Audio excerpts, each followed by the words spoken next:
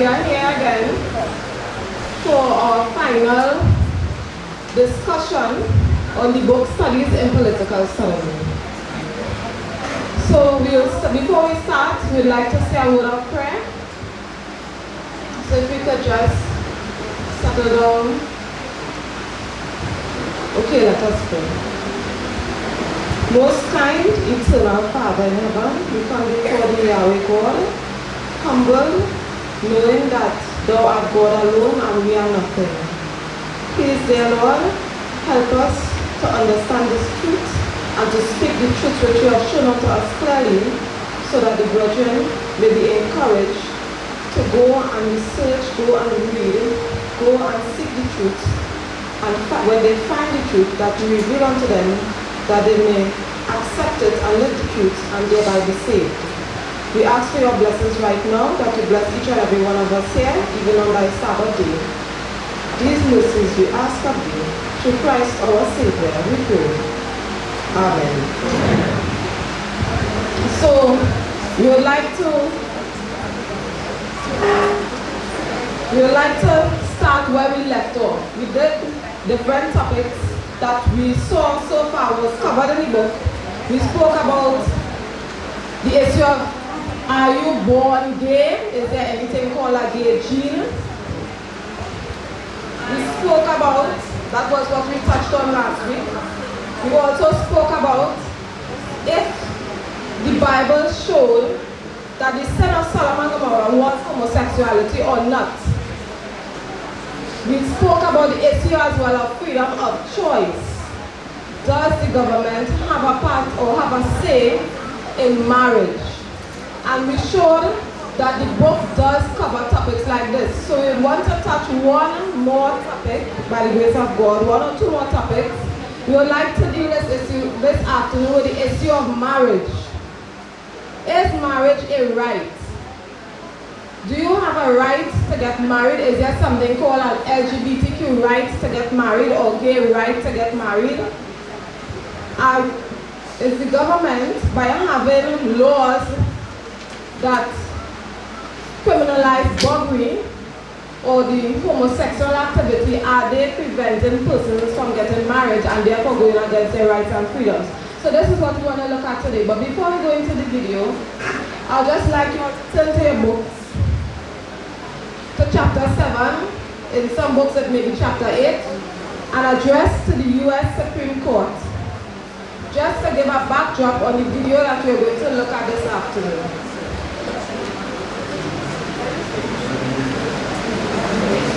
Page 157, or chapter 7, an address to the U.S. Supreme Court. I'd just like to read the first page there. Welcome.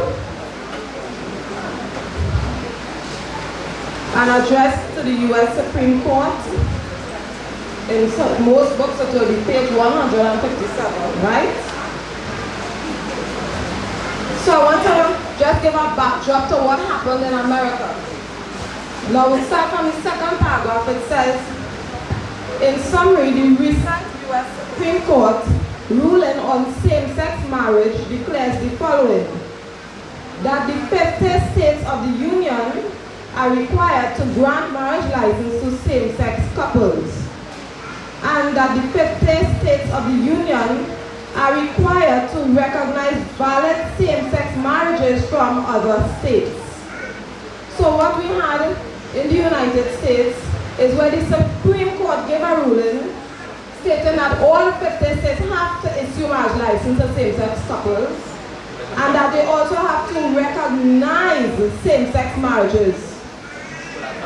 So that is a federal law, that's on a federal level. That's for all 50 states. But what we would like to show the brethren this afternoon,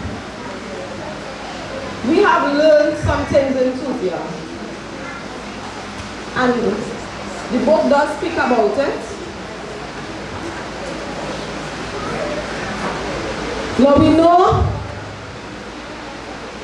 there's the separation of powers, right? So we know that there's the executive branch. That would be like the president. right? We have the legislative branch, which will be like Congress, which in the United States they have the House and the Senate. They are responsible for passing legislation, for making laws. We also have the judicial branch,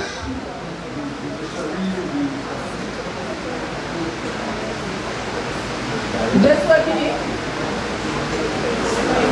the Supreme Court.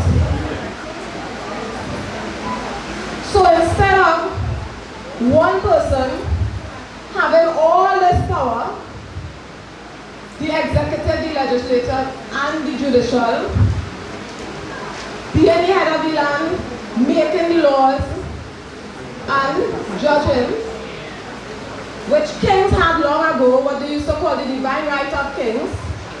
Now the powers have been split in 3 different parts, and one can't do what the other is supposed to do. So for example, the Supreme Court cannot make a ruling on legislation that don't already exist or wasn't passed by the Congress. The president is not the judiciary or the Supreme Court. So this is the order. We have the president, the legislative branch making the laws, the Supreme Court. But what the Supreme Court did here, they did something that they are not supposed to do. They legislate by passing laws that say all 50 states are required to grant marriage license to same-sex couples when the Constitution already spoke about marriage and did not give a definition of marriage. They did something that they weren't supposed to do. So, continuing and reading the chapter, further down you will see under the heading, reasons why the ruling is wrong.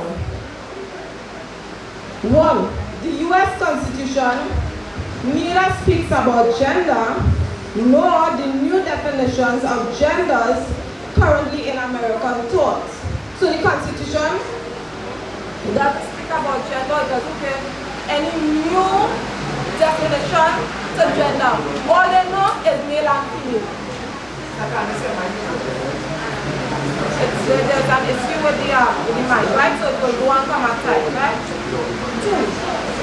The U.S. Constitution outlines rights and freedoms reasonably assumed to be for all, covering both genders, male and female, into which all the human race falls. So in other words, there was no issue about anything with gender.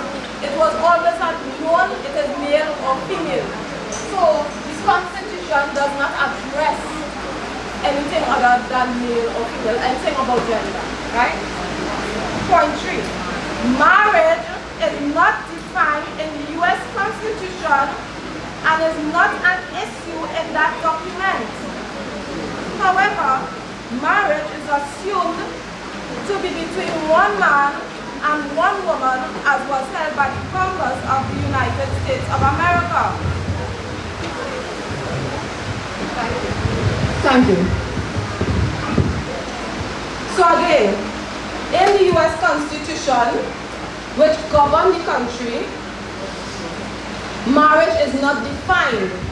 So, for the Supreme Court to rule on marriage, it would mean to say it would have had to be defined already. Remember, they can rule on something that is not an issue or that wasn't legislated before. Point 4. The Supreme Court of the U.S. is not the legislator. It therefore has no authority to create or write laws for the union of the 50 states. The judges have no authority to rule on marriage for all the union because they are not the Congress. See, they are not the what? Congress. Or the highest law of blank the Constitution. So in other words, what they did by saying you have to recognize valid same-sex marriage is redefine what marriage is, which is something in the Constitution, which is something persons always knew was between a man and a woman, though there wasn't a plain definition in the Constitution. So when you hear marriage, you just know man and woman. Okay? So, in this video, there's a famous reporter, and he's having a discussion. There's a little debate between a woman called Susie, who is a Sodomite. I think she's married to a woman, well, she's with a woman, right? And she's having a debate with another guy who is explaining the exact thing we are speaking about here. But you know the thing is, when you don't have the pure gospel, you can only go so far. So he doesn't stress on this issue so much, but he does touch on it. And I would just like you all to hear the kind of things or arguments that are brought forth and show you all that the book can deal with it. Right? So.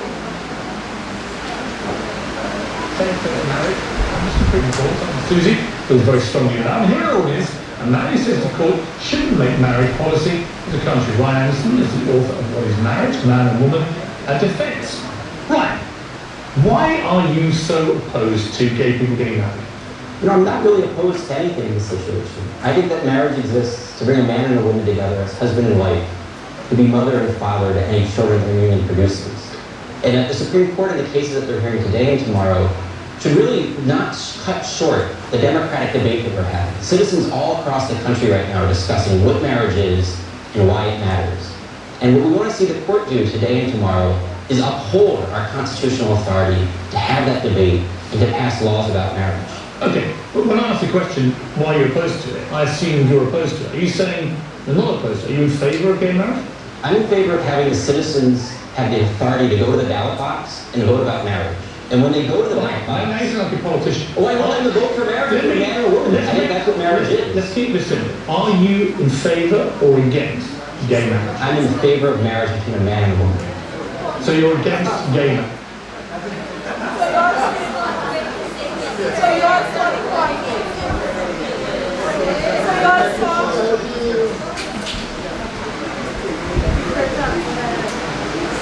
Did you all see or hear where he said, where he spoke about the Supreme Court allowing them to have their own discussions and to vote?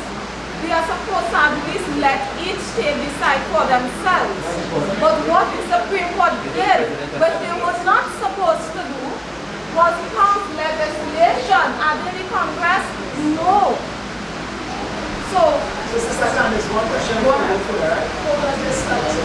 how? How they could do something like that?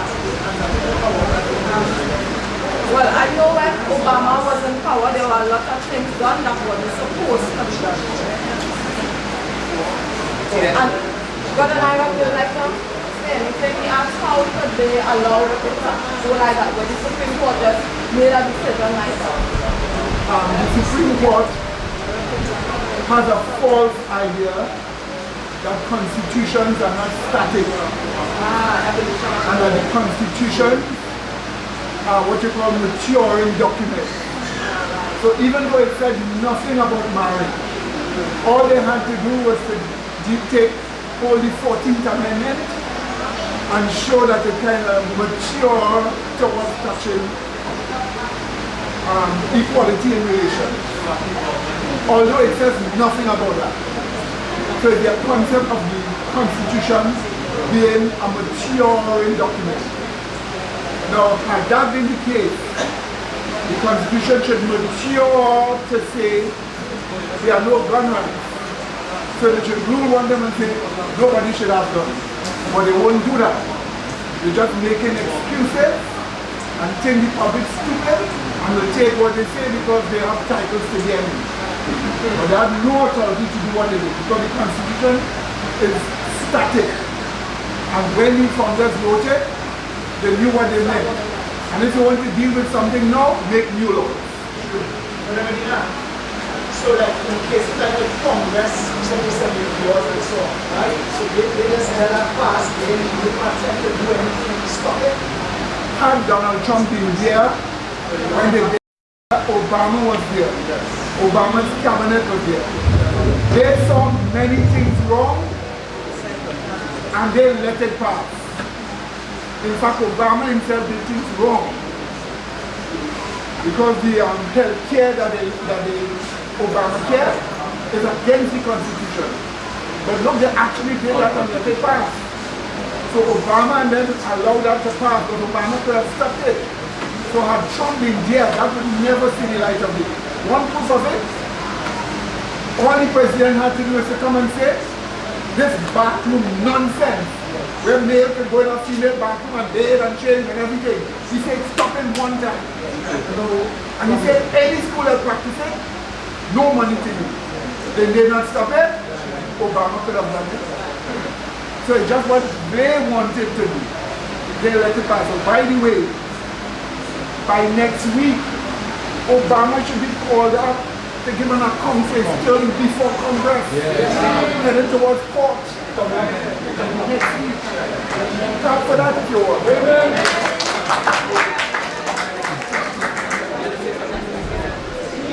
The highest court in the land.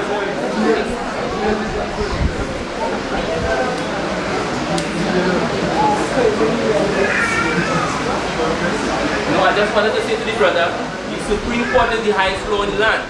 Court in the land. So if they make something, you can't go against that. It is if the president could veto it or something like that.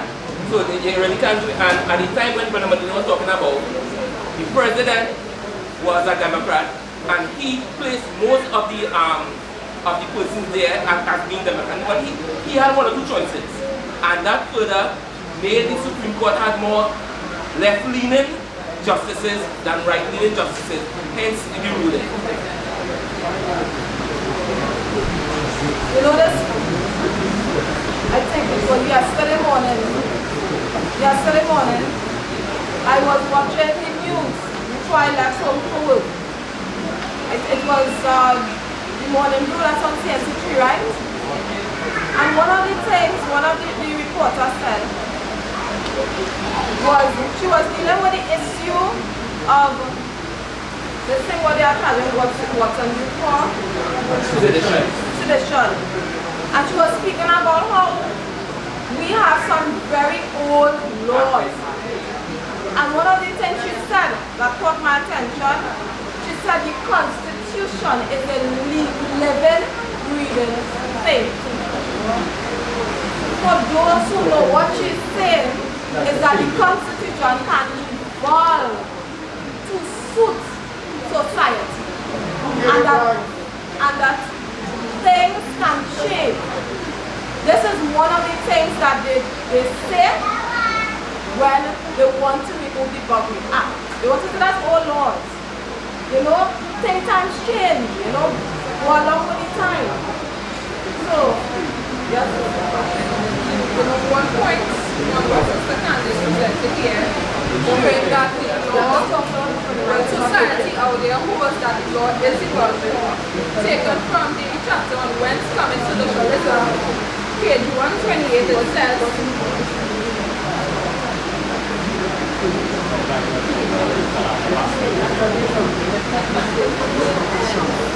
Chapter 5, whence cometh socialism. Right, and the quotation says it is taken from We the People, Keepers of Liberty.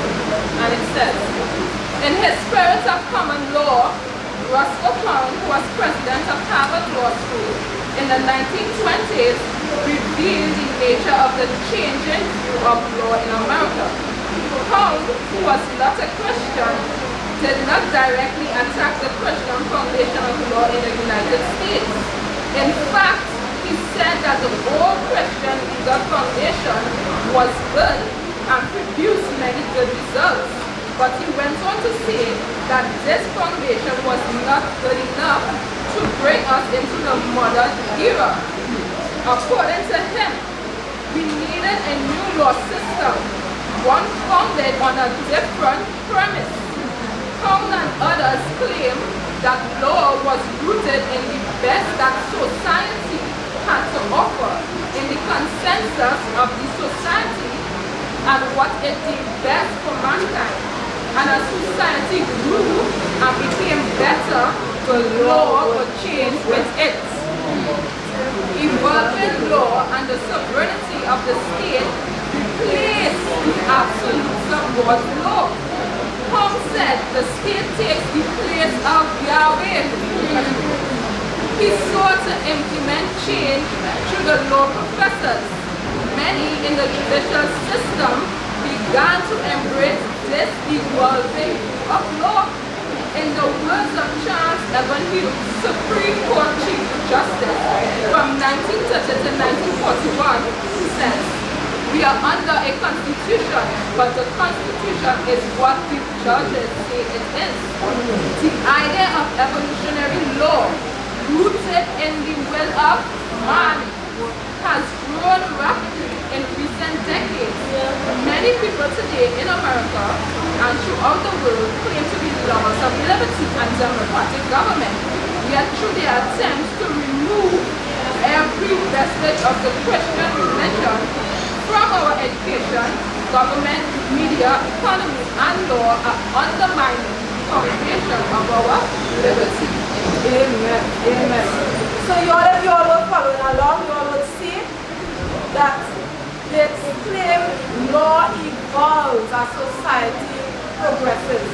And so that we have to progress as well. And some of the laws no longer should be in our books. It should be removed or repealed.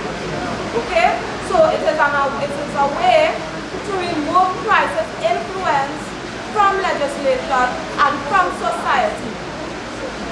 Okay? Amen. Socialism. To bring in socialism. That's what I say. Yeah, but I see now saying quality evolving now, but I just have one job, the one thing not to do.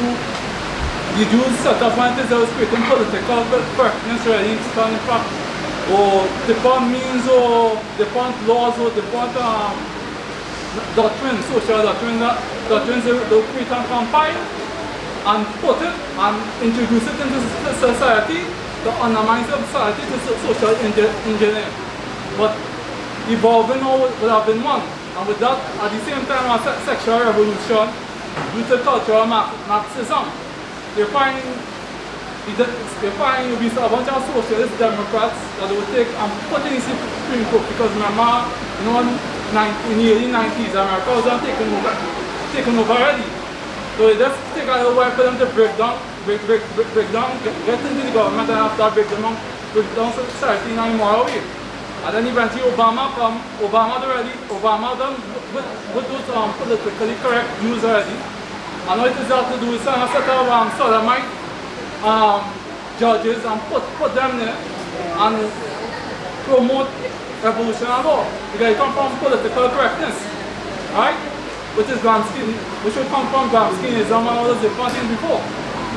Right, so at the end of the day, those judges will be a bunch of godless atheists who don't believe in those type of things to begin with. Because based on doing research and nothing, most of the time in the declaration, those judges, they reject God, they deny God, they love immorality. Like when we read some of the writings, those judges, like what it is that to do before they become a judge, in that sense, they most of the time they reject God already, and just put them there. But there are some good judges there, who for rights and freedoms. But based on that, you'll find the judges who make that kind of ruling, even in Trinidad and all. A bunch of politically correct youthful idiots, you call them.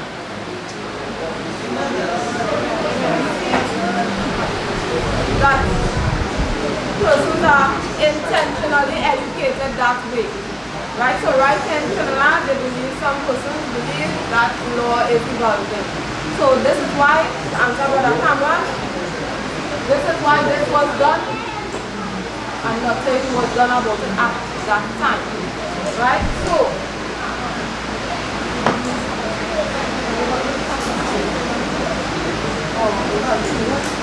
alright. So we just like to continue the video, right? marriage? I don't like phrasing it that way, but you can phrase it that Well, way. there's no other way of phrasing it. You're either in favour of it or you're not. It's like saying you're against a square circle. I'm in favor. I think what marriage is a union of a man and a woman. Do you believe that because, as many argue, it is to do with procreation? That basically the reason a man and a woman should be allowed to marry rather than a man and a man, or a woman and a woman, is to do with their ability to procreate? I don't think it's only that. I think what it's built upon is... But is that part of it? That's part of it. It's based on the truth that men and women are different and complementary, and that the act that unites a man and a woman is the same act that creates a new life. And the reality that a child has a mother and a father, and marriage is the institution that helps incentivize the mother and the father that created the child to commit to each other and then to care for that child. So would you ban everyone over the age of 50 from getting married? No, and that was a great question that was asked today during oral arguments. And the response is that... But it is a great question. It's a great question. It's a great People over response. 50, man and women, they can't procreate. So do they get Men are married? fertile.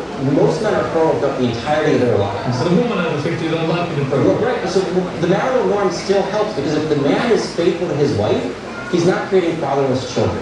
Government's not interested in regulating my love life. Everyone's free to live and to love as they choose. Government's interested in the marital relationship because the unions of men and women... What about prisoners? At the moment, under your logic, prisoners have a fundamental right to get married, Yes. even if they're in prison and can't actually have sex with anybody. Yes, there's a But you would rather defend a prisoner's right to get married than you would Susie Orman's right to get married to her partner. Yep, so the Supreme Court looked at these cases about... Am I right? Is your answer to that question yes? The Supreme Court looked at these cases of the fundamental right to marry for prisoners, and they understood again, because what marriage is a union of a man and a woman, prisoners have that same right, partly because they come out of jail, and they still have lives. It's not as if once you're in the jail, you're there forever. But you And they can still carry on a relationship. Right, do you understand what I feel, especially with Susie sitting here, an incredibly successful American business icon, who's been in a 12-year relationship with a woman she loves very deeply.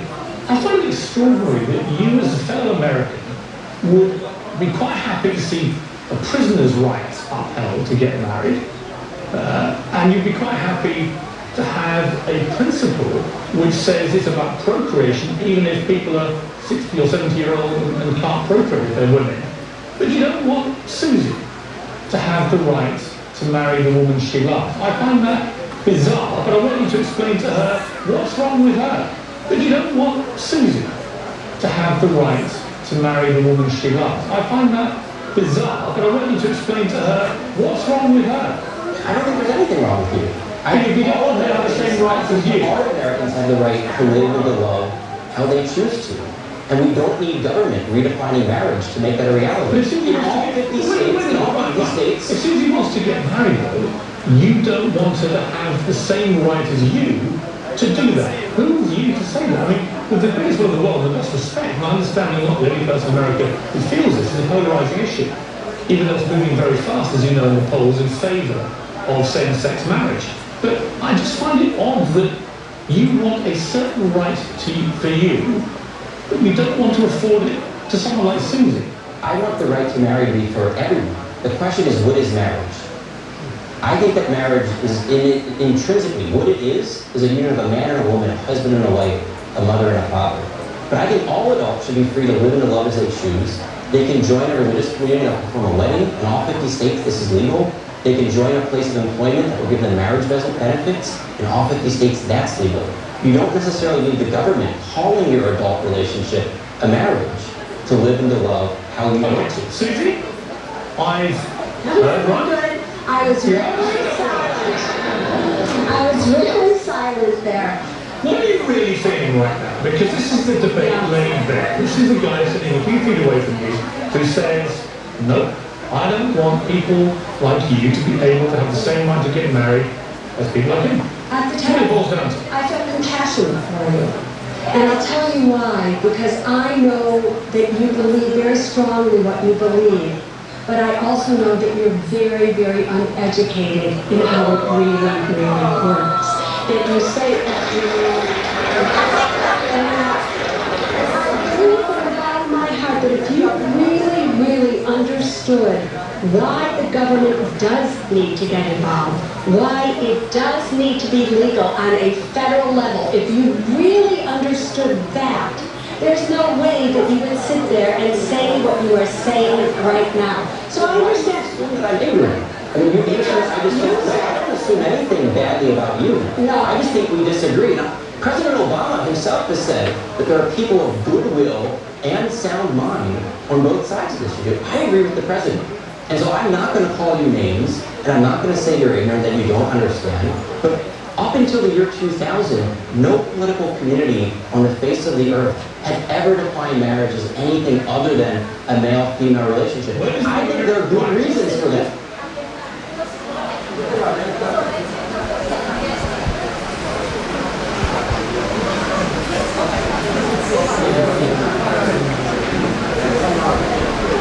Okay, so you all heard it, right?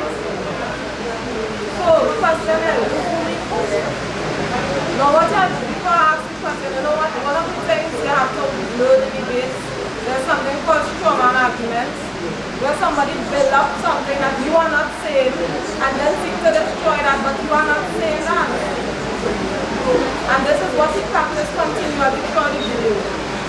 But we want to address the issue of marriage as a right, which is a term they keep saying that even the guy who is arguing for marriage between a man and a woman, he is still calling marriage a right. So, is marriage a right? Some people said no. So no, of course, marriage is not a right. Marriage is not a right. And society does not understand the concept of rights whatsoever. Because they are uneducated. As the woman calling man uneducated, she herself was uneducated. So let us educate them on what is a right. Yes, you mean. So chapter 1 in the book, the story of Sodomy. Chapter 1, the story of Sodomy. Point 16. It says here, rights are not done. They are not doing things. Rather, they are like preserving principles of equality for all under law. Such are not things to be, but principles possessed by all, equally, not by some and not by degrees. Page 42. Page 42, right? Right? So we are reading page 46 and page 40. Right? So in the discussion, they highlighted that marriage is a right. Because as we saw here, marriage is not a right because it's not something we possess when we are born. We don't have the right to marry someone. It is a provided opportunity that a male and a female can engage in by the grace of God. And also, on page 256, you also said that like that right here, what is right, is something that preserves life. Exactly. What they promoted don't preserve life. No, it destroys life. Amen. Right?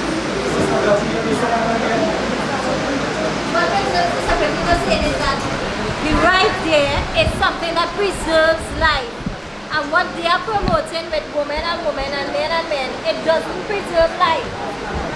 It don't preserve life. It don't even continue life. It's not procreative, right? So they need to be educated on that.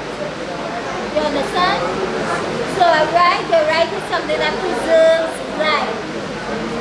What they are promoting, necessarily man and woman and woman, does not preserve life. Understand? Right. What is happening? Right?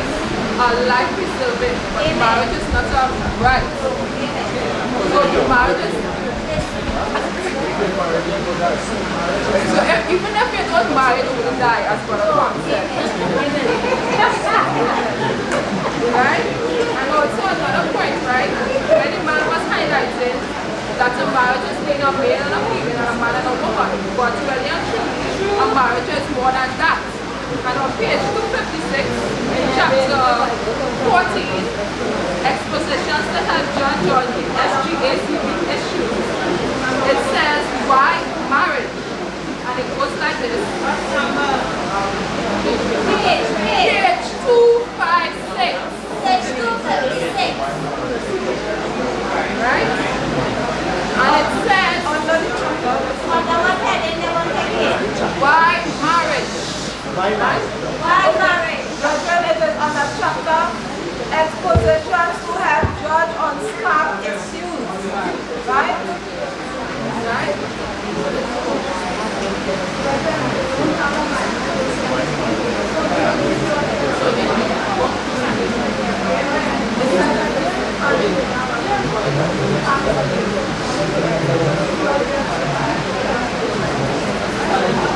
Okay, so brethren, as the sister asked, what happened is the mic is given a lot of trouble. And not all of us have the same control voice as loud as, right?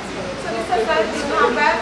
Please, I know that there's excitement of things to discuss, but just for the sake of hearing what the person is explaining, if it is just remain quiet so that you can hear what she's saying. She is going to page 256 under the topic why marriage, but in the updated version it is page 272. Okay, you'll see at the top why marriage. Right. And it says, why marriage? Marriage, why marriage? Why two male and female in the bonds of public unity, legally sanctioned by God, the preservation of the social order of the region of man with the truth that the Spirit of God may yet work among men, the aid and development of each partner under the wise administration of God, the preaching of the truth in an efficient way that as can only be done by two sanctified people, male and female, all these and much more now unspecified are what in marriage is meant to achieve. These are the real justification for it. So a man and a woman cannot fulfill these things. First of all, they're not sanctified, so you can be in such a union. So you see, marriage is not just about a male and a female coming together, but it's to stand as a symbol of morality in society. Amen, amen. And you know, as it says, the Bible shows how a woman wants to be right in your relationship to her husband. It also shows how the man ought to relate and sanctify his wife. But does it give instruction on how a man should sanctify another man who is married to in a home, or a woman and a woman? So the point is, there is no instruction for marriage in the Bible between two men or between two women. There is none. And therefore you cannot sanctify each other. So it cannot work in your sanctification.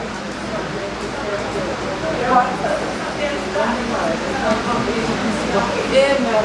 Amen.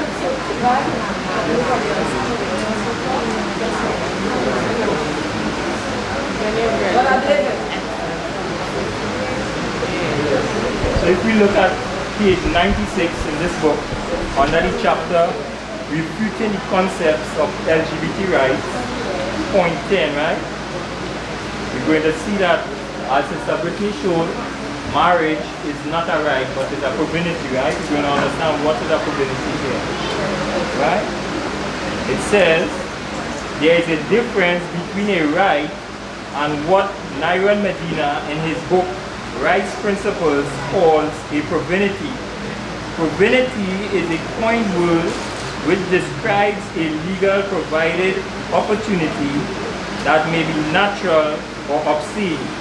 The government may pass laws providing the opportunity legally for LGBT to get married, but this does not create something called a right to gay marriage or freedom of gay marriage.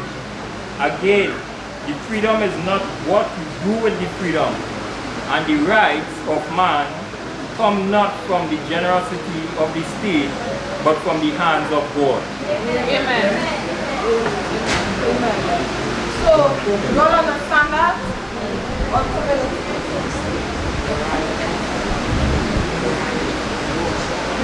So some of us may be new.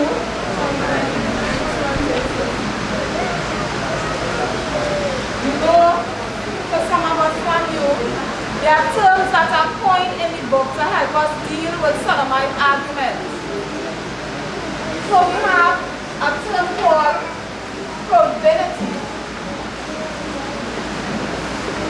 Coined from two words,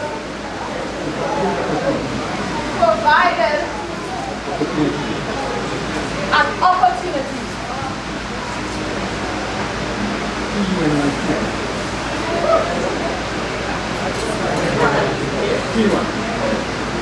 Right? Right, so you have probability from provided opportunity. Persons in the world often confuse rights with probability. So even in Trinidad, we use the term right very loosely. You'll hear a person say you had a right to do this, or you had a right to do that, or you had a right to curse that man, or you had a right to do that, right? Or as they have in the video, they have marriages are right. It is not a right. We know that there are three rights, which are what? The right to religion, the right to life, and the right to private property. And then we know we have freedoms, which are what? Let's hear. Freedom of thought, opinion, choice, belief, conscience, expression, movement, speech, right? So we know we have the three rights, and we have the freedoms which allow us to enjoy or exercise our rights. Yep. But additionally, there are provided opportunities. Some of them are from the government and some are from God. Marriage is a divine provided opportunity. Okay? So we have marriage. This is not a right. If marriage was a right, then the person who is not married don't have that right. We have also, give me some opportunities from the state. We have only pension. We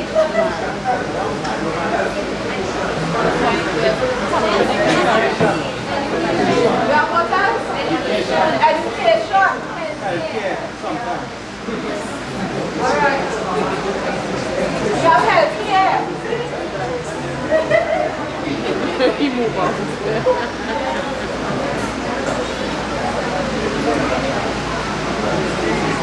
So these are just a few, and there are many more. These are opportunities that are provided by the government. These are not rights. But in order to take part or to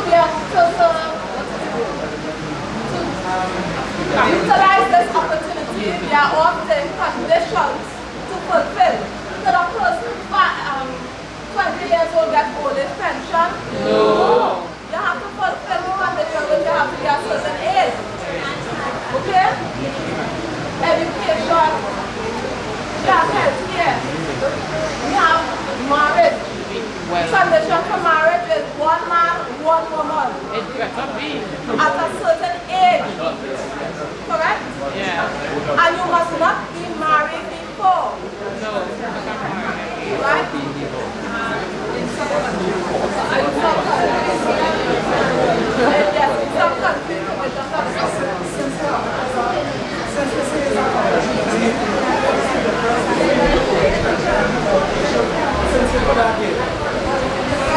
Since marriage is an opportunity, and you have old age pension as an opportunity, and education as an opportunity, why the gay persons can't do it, even though, alright, the gay person will get pension, they will not old age pension when they get old age. And they will receive education as an opportunity. But why not marriage as an opportunity since a year?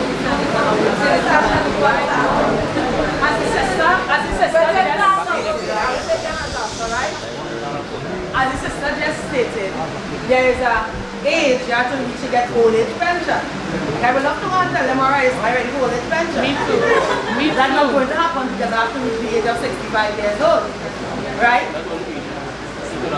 And the different laws have in place as well where you can qualify to receive old age pension along with different things like different things. Because if it is, you wouldn't get free education in Trinidad if it is lady is not a Trinidadian and different things like that. But some ways to get around these things.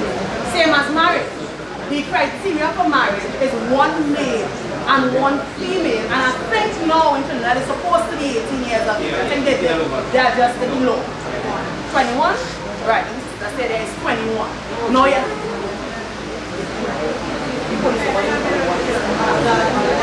20.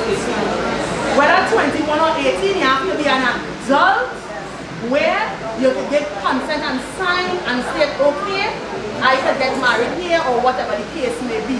If you don't have those criteria, you cannot fulfill that role or get that provider opportunity, that ability.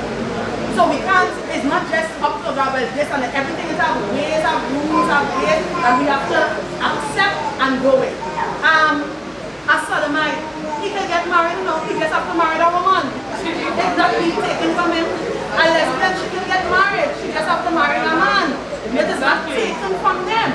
It is their, but they want to go and do what it is they want, and that is not how it works. Exactly. You have to marry, you have to fulfill the criteria. So you must bring a bride who is a woman if you are a man, and you must bring a groom that is a man if you are a woman. Simple as that. We're not fighting. It is provided, it is there for you. Just follow the procedure at the top. And anything outside of having a male and a female for marriage, it is not marriage. That is not marriage. I do not know what they will call that. I don't, even in the book there they say gay marriage. It has nothing called, to me, quote unquote, and I call the put it quote unquote, gay marriage. That is not marriage. Marriage is male and female. Anytime you go outside of that, I do not know what you call that. That's right. Somebody married. So that's not marriage. Alright, pleasant Sabbath, grace and peace, brethren, right? The criteria for marriage is male and female, yes? But right now in America, there is a brother and sister, male and female. One mother, one father, they have been given permission to marry. Male and female, right? What do you have to say about that? Not related. And they are related to one mother, one same mother, same father, brothers and sisters by blood, male and female. That's what's committed right now.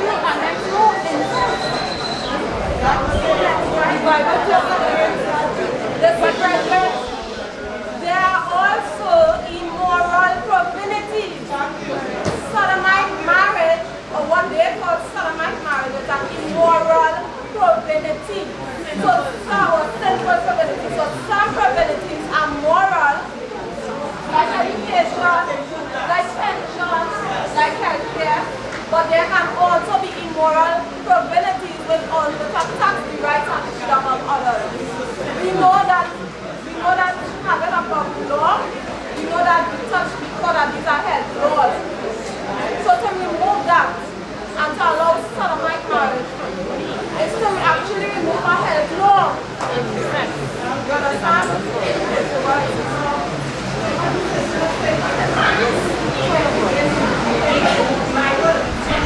God said, male and female created to be them.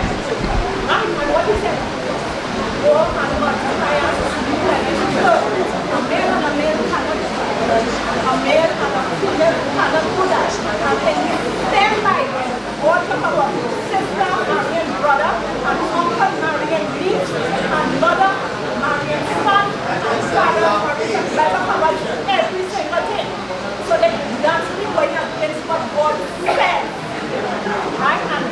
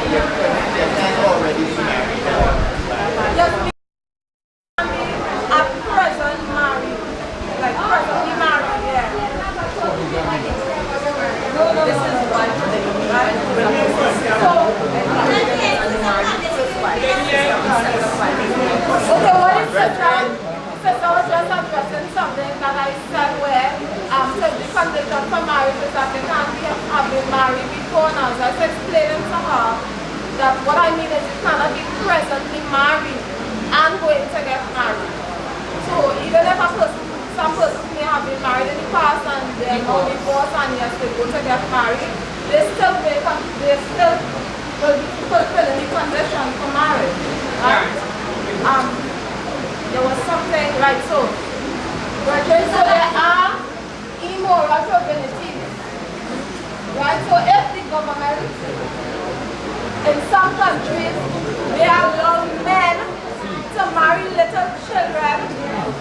There was a story this week in one of those Arabic countries where a man married this 9-year-old girl and she died by the next day from internal bleeding. So that is what you call an immoral profanity, an immoral providing opportunity by the government. You all understand?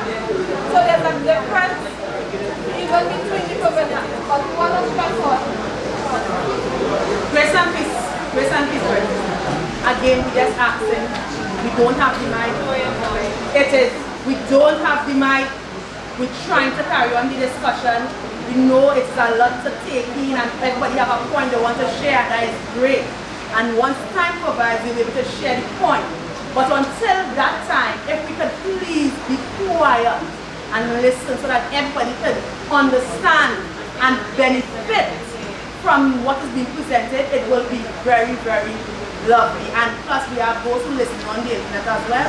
It could be very disruptive for them. Especially to listen back the presentation and you hear all the murmuring, it doesn't be nice to listen to.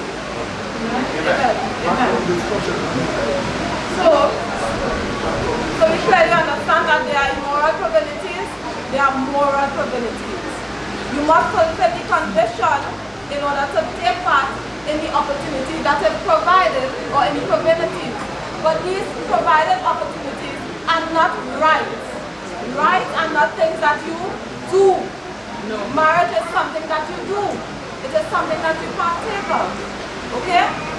But in a sense, what I'm getting is saying, marriage is a provided opportunity and it wasn't handed down by the government. It was handed down by God.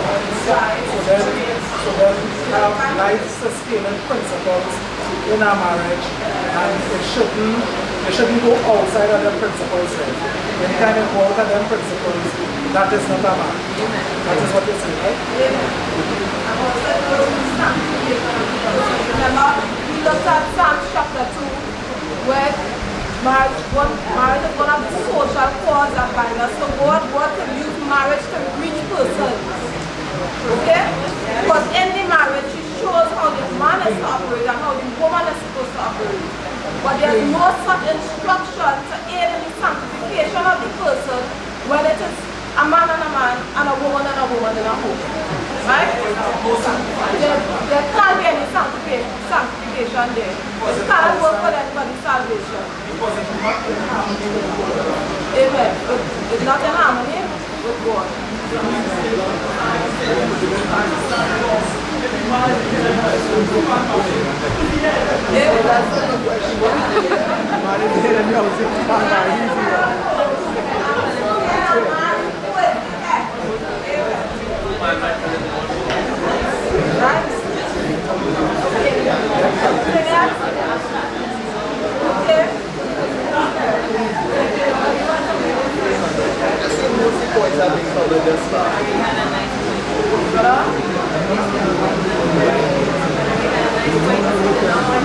For the range point now. Okay, so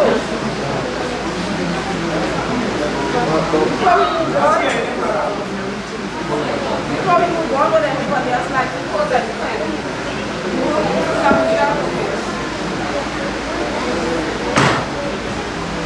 Brother Alban, she said if anybody want to quote anything.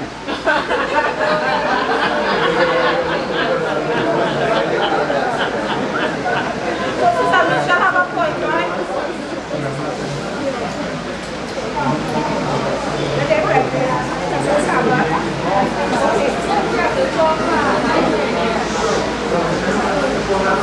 Okay, I just want to read a little portion here from page 59. On the chapter 7. Anybody hear me? Yes.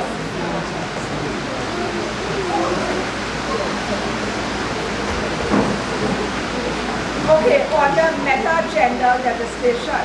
And this is what these people is fighting for.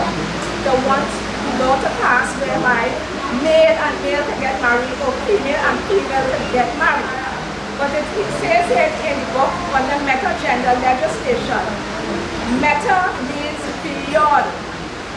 Any legislation which goes beyond the two common genders into which all people already fit for the sake of including some people's choice and habits of sexual preference and sexual orientation is called meta-gender legislation. It is wrong. Laws must not be written for genders which do not exist. And when I read this, what just came to my mind is Isaiah 44:8. Okay, I read it. Isaiah chapter 44 verse 8, and it shows, "Fear ye not, neither be afraid. Have not I told thee from that time, and have declared it? Ye are even my witnesses. Is there a God besides me? Yea, there is no God, I know not any." So just how God do not know any other God besides him, because there's only one God, same way he doesn't know nothing about male and male and female and female. So he doesn't know anything about sodomy. It does not exist. That's the reason why it is not a right. Amen. Amen. Amen. Amen. Amen. So God don't know any other gender. Amen. Just man and woman. So we'd like to move on. Okay, Brother Khalid.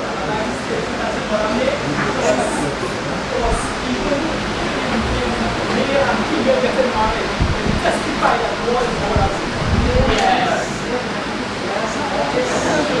So, you have the fact that about people here, and you know that in America, they have came with these bathroom laws and passed legislation that you have to allow a person to use the bathroom by their identified gender and not necessarily their assigned gender. You all understand me too, right? Yeah. So you have the assigned gender, or you're born and then you have the identified gender, or whatever you feel you are. So if a person comes and he says today he's an attack helicopter, and that is his identified gender, you have to make bathroom provision for him. And yes, people, there is a gender called attack helicopter. So,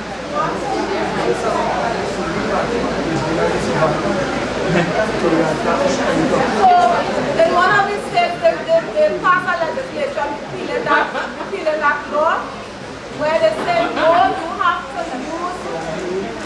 to use the bathroom based on your assigned gender. So if you are born, you are a man, you have the body parts of the man, that's what you were born with, sorry, that is the bathroom, you have to use it. It doesn't matter if you decide to cut it off later on. What you were born with, you are born male, that is the bathroom you have to use. And one of the arguments for the women highlighted in the care and Sister Lisa is that they claim no protection for them is discrimination. So that they will hear them say, when the bathroom laws is discrimination to them. So let's take a look. Hundreds protested Tuesday night against the controversial bill passed in North Carolina that prohibits transgender people from using the public bathrooms associated with their gender identity. They say the law is discriminatory to the LGBT community, and so does North Carolina Attorney General Roy Cooper. He says he won't defend the transgender law in court. Not only is this new law a national embarrassment, it will set North Carolina's economy back if we don't repeal it. Among those calling for the law to be repealed Apple CEO Tim Cook, and Facebook's Mark Zuckerberg. Advocacy groups have sued North Carolina. They say a Charlotte City ordinance, which allowed people to choose between public bathrooms based on their gender identity, should not only be allowed to stand, but should apply across the state.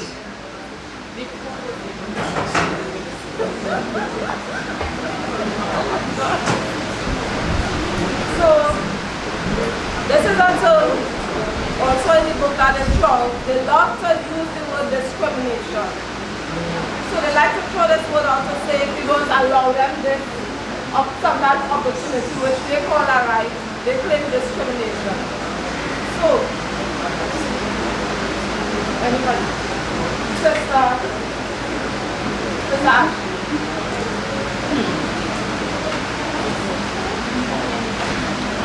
Grace and peace again, everyone. So, I will be reading from page 243 under the heading, The Importance of Gender Roles.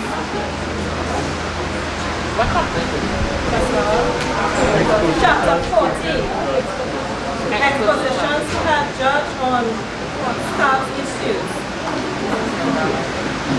Alright, so if it is everyone understand fully the importance of gender roles, that video would not have been existed, because they are clearly seeking to petition the fact that the law was passed and okay, there is no need for a special washroom because you feel and you did a sex exchange maybe into something that you was never born into. So if it is they understand fully the role and the importance of their gender, they will seek for those things. Alright, so it reads, masculinity and femininity are social roles and categories of experience and activity, and active relationships and actions tend to tie into genders by God as He created man. So you see, these things were tied into the gender that you were born into by God. You didn't just happen to just one day feel to be something and it is that. From the time you were created, from the time you were born, that gender, God already tied in, okay, you're either male or you're either female. Alright, it goes on to say, society does not determine these natural roles, regardless of what they may think, and a society cannot determine that natural role. It says here, although opposite training can affect the genders, but not properly because of sexuality. There is no sense or meaning in any attempt to reverse these gender roles. It is senseless. You born a particular way and you're going to reverse that. It's come like better you make yourself into nothing, you be creating a room which no man can do. So the one do that on a physical, big person, it is preposterous, okay? Alright, it goes on to say, okay, or to attempt to create a new gender, something that was never existing in the first place. There's only two genders. Regardless of your feelings, there's still two. It says here to cause social life to function better. That is their claim. That, okay, I feel some way, so I want my social life to function better. They seek to change that. It says here, even in primitive societies, actually stirring up children, their rearing and the successful function of families that maintain social peace and the survival of humanity. Here we see again the importance of understanding the gender that you were born in and the function of gender roles is actually in harmony with the survival of humanity. True. If it is they were only men on an island and they choose to marry each other, after a while they will die out. If same with women, they must meet the opposite sex in order for a child to be born. It says here, those who would obscure, change, or destroy gender roles will create, and I repeat, they will create dysfunctional and psychological demented society that not even the socialists and communists will be able to control, right? With the use of much physical force. It goes on to say, gender roles are some of the cords God has bound man with in society, that he may be able to speak to the hearts of sinners, that they may have a chance of salvation. So here we see that when they're seeking to have new washrooms for them. I don't know what is an attack helicopter. Helicopters does land when it's not in motion, so maybe their washroom will be a floating washroom, and then a jump to go in it. I don't know. Because helicopters, when they're flying, it moves, right? So, it's either if you are male, you're going in a male washroom. If you are female, so you either sit or stand. So what other action they're seeking to go and do? What other action? You either go with one particular action or the other.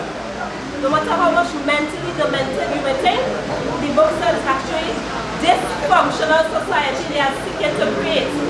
So in we now, imagine you have a little child, a girl or maybe a boy, and you train a child from young, okay, they're going to start preschool.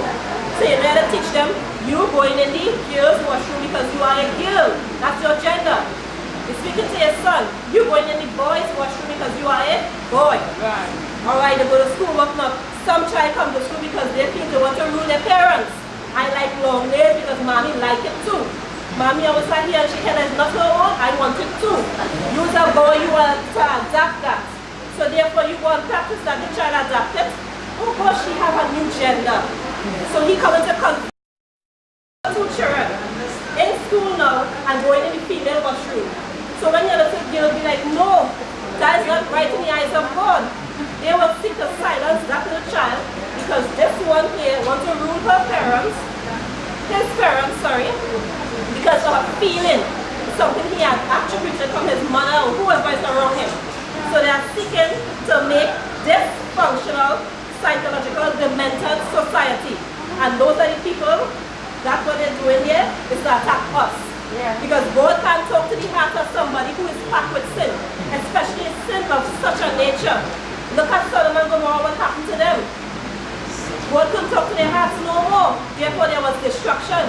And if you read this, see what that communism and Marxism is just a coin key, a way to use them for their means. But pretty soon them will not be able to control them. They will make monsters that they can't even control. So that will be the society, and if you seek to allow bathroom laws to be passed just because you feel like a gender you was never born with. Amen. Amen.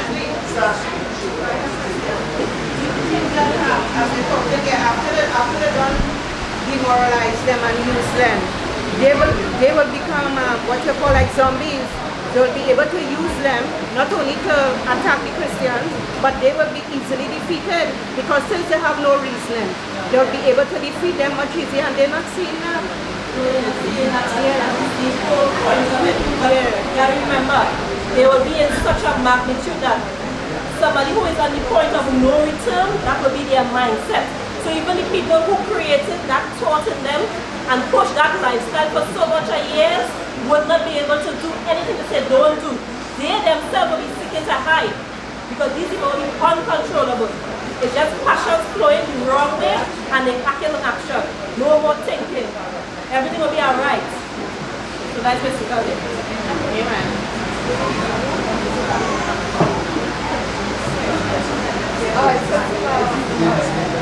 Grace and peace. I just wanted to respond to Sister Carol, right? I will read from page 30 under the chapter, the story of Sodomy, just two things to show the reason for the agenda, right? And it reads, Sodomites are morally degenerate and thus are suitable for global socialistic revolutionary practices. The best revolutionary is a youth devoid of morals. And the person who said this was Vladimir Lenin. Okay? There's also another quotation that says, homosexuals are the perfect foot soldiers for the devil. This was said by Scott Lively in a book called The Pink Swastika, quoted in Homosexuality and Their Sin. Now when you turn to page 34, just to give some light in the agenda, right? Point 52, and I will read the quotation. It says, "We shall sodomize your sons. We shall seduce them in your schools, in your dormitories, in your gymnasiums, in your locker rooms, in your youth groups. Your sons shall become our minions and so our bidding. They will come to crave and adore us. All laws banning homosexual activity will be revoked. Instead, legislation shall be passed which engenders love between men. Our writers and artists will make love between men fashionable. We shall raise vast private armies to defeat you. The family unit will be abolished. All churches who condemn us will be closed. Our only gods are handsome young men. All males who insist on remaining stupidly heterosexual will be tried in homosexual courts of justice and will become invisible men. Tremble, hetero swine, when we appear before you without our masks." So brethren, we must be aware of the agenda, what it is they seek to happen. And this is the means of the devil, so that they will not go seeking after God. They will not be able to, they want to be able to control them so that there is no conversion for these people. And brethren, you know, that is the importance of getting a copy of this book, seeing and understanding the arguments that they pose, and being able to present the true God to them. Because this book was written because of love. Who is God? So that people will know the truth and they will be saved from sin. Amen.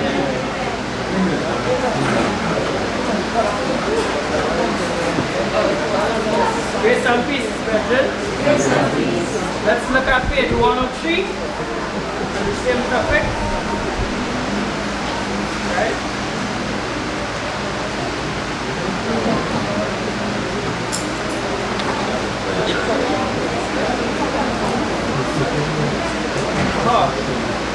Fitting concepts of LGBT rights, that is the topic, right?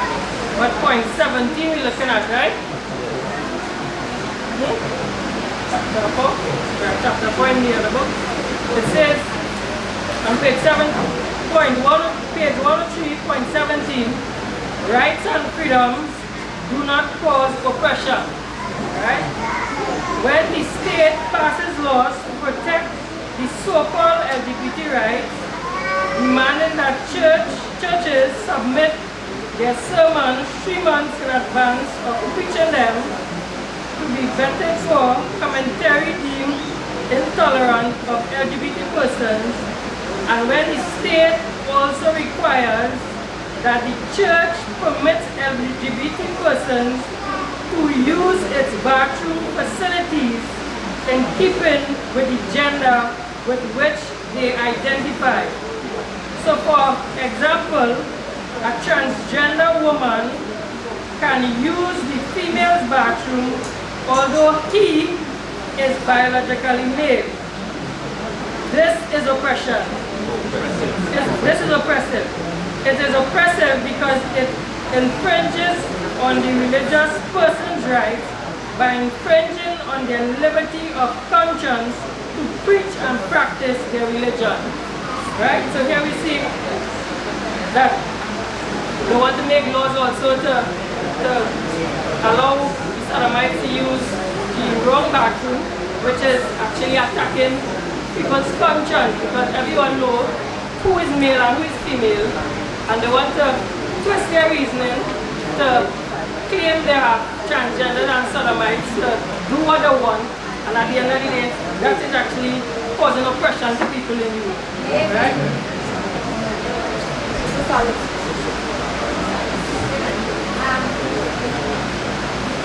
Grace and peace.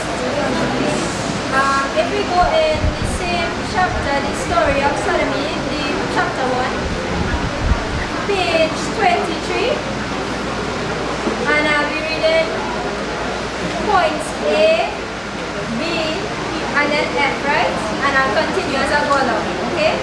So this is on the same topic with the bathroom laws, right? Now, what they need to understand is that God created only two genders, male and female. And these two genders were to form a family. But just permit me to quote in Genesis chapter 5 verses 1 and 2. Right? It says, "This is the book of the generations of Adam in the day that God created man." Man did not create himself. Man is not his own creator. Right? By your thought or by your feeling, thinking that you are a man or that you are a woman, you are no longer allowing yourself to be submitted as a creation, but you want to be your own creator because your feeling, you think you are a man or you think you are a woman, make you that what you are. But according to the Bible, it is God that created man, which is mankind, right? And how did he make them? Attack helicopter and neuter gender and this and that? No.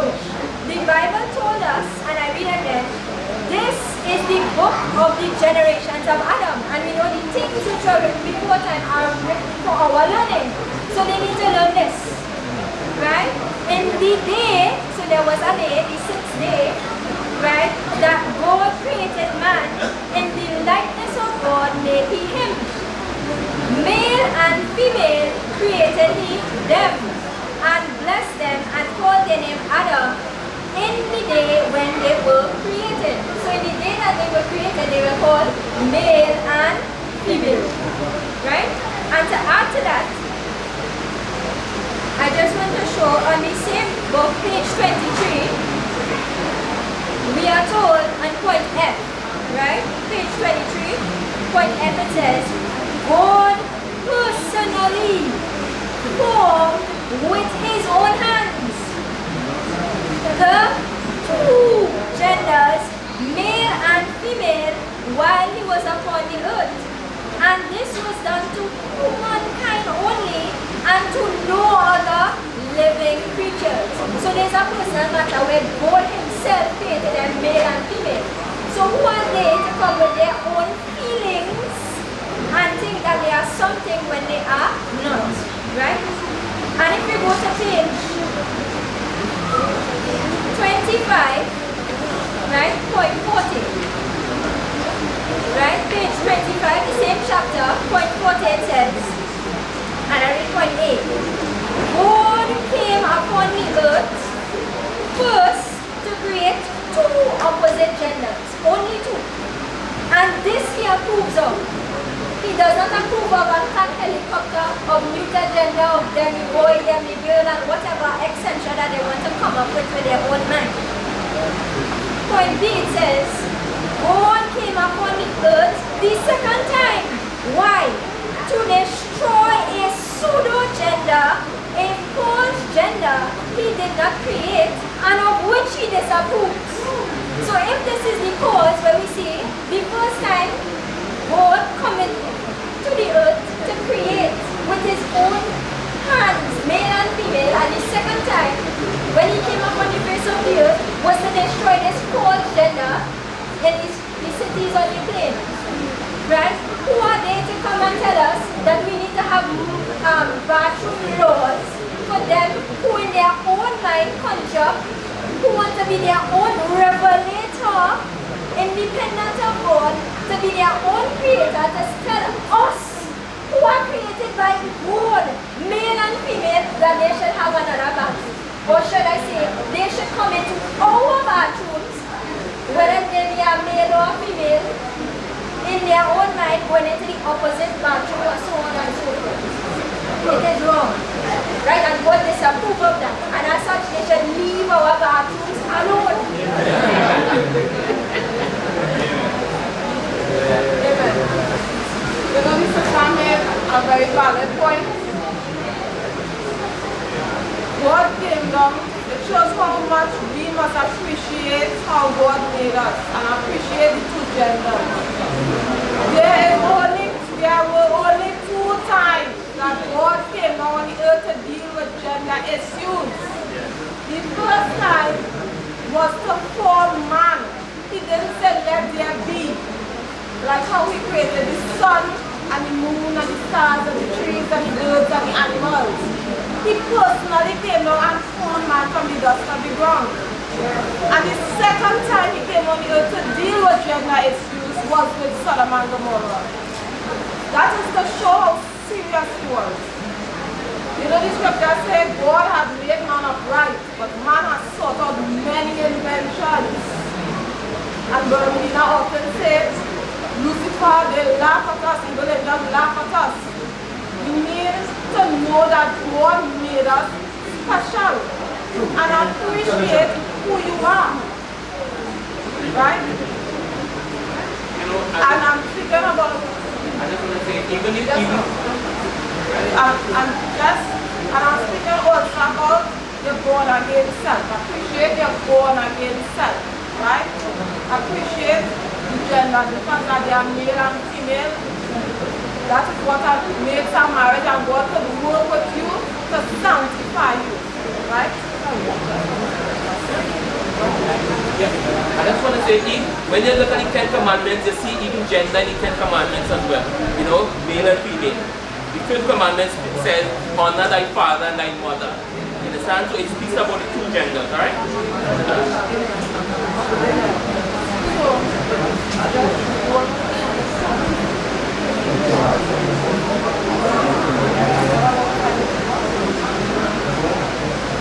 I wanted to address one last thing. On page 159 and address to the U.S. Supreme Court, there's another point to meta-gender legislation, which I believe Sister Boucher read a while ago, and this also could be used to address issues about laws. We know that we have 2 genders, but male and we have female. But they claim it has lesbian, gay, bisexual, transvestite, gender, queer, and intersex. The alphabetical. What? Demigoid.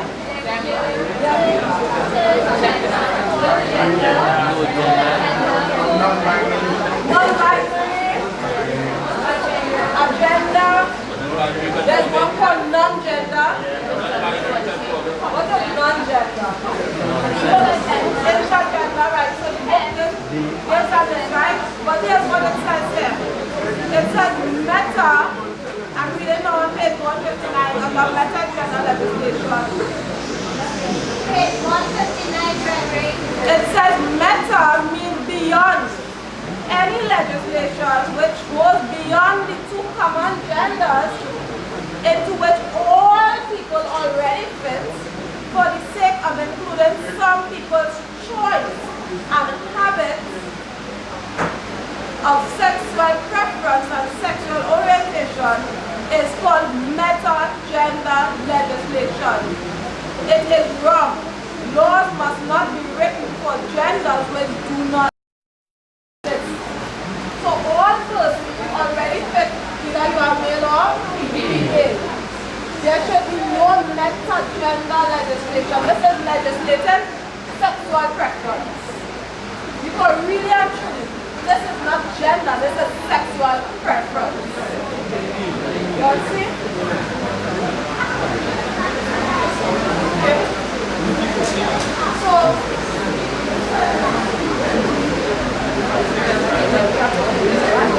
So brethren, we have to close now. And on closing, I'd like to just say a few words about this book. We have studying this book for about 6 months, brethren. I just asked for a little quiet at this time. We have been studying this book for about 6 months. If you can see my book is worn. That's because I have this in my bag with my Bible a lot. Sometimes I put it in the car there, you know, and when I get a chance I read and really skip years and go through and compare. And this book is really a work of God. It really is the work of God. I mean, look at the terms that have been given to us to really and truly defeat the false concept of LGBTQ rights and bathroom laws. There are many persons who have discussions and debates and they don't know how to tell your sweat for yourself. The guy is debating and he's trying to show the Supreme Court can't do such and such, but he's still calling marriage a right. And God has blessed us with the knowledge that we could fight these arguments.